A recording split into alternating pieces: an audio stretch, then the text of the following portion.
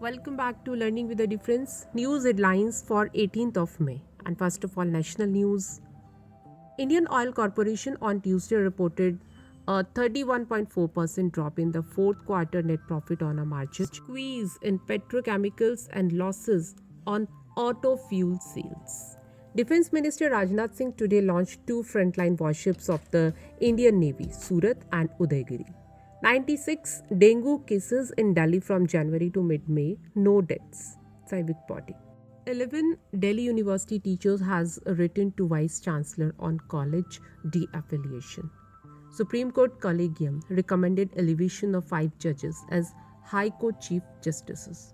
3 killed, 25 severely injured as bus overturns on LUCKNOW-AGRA expressway.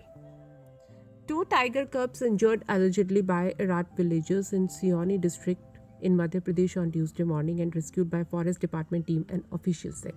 Jet Airways completed key test, awaits final flying permit.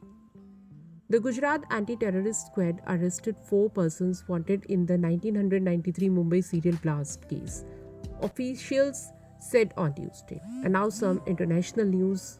Kim Jong-un has ordered nationwide lockdowns in North Korea to slow the spread of the infection. Teenager Angel Alvarado solves 3 Rubik's cubes in 4 minutes while juggling them. The US Air Force announced that it conducted a successful test of the air-launched rapid response weapon hypersonic missile over the weekend. Microsoft CEO Satya Nadella said company nearly doubling its salary budget.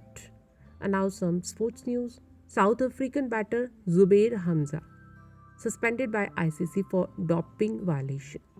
Wrestler SATENDER MALIK gets life ban after assaulting referee JAGBIR Singh during CWG trials. And now let's have a look on weather.